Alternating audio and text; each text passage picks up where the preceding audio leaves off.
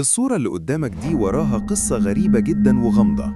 الطفل اللي في الصورة دي هو المحامي ومرشح الرئاسة الأمريكية أندرو باسياجو، واللي ادعى إن الحكومة الأمريكية جندته كمسافر عبر الزمن وهو في سن 7 سنين ضمن مشروع اسمه بيجاسوس، وبيدعي إن الصورة دي اتخذت ليه أثناء سفره عبر الزمن، بالتحديد القرن ال19.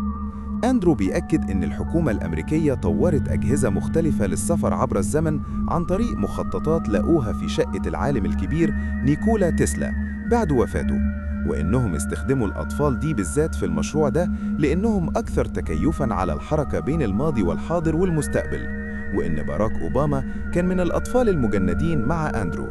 بيقول إن مهمتهم كان إمداد المخابرات الأمريكية بمعلومات عن الأحداث في الماضي والمستقبل، وإنه شاف واحدة من رحلاته أحداث 11 سبتمبر وبلغ المخابرات بيها.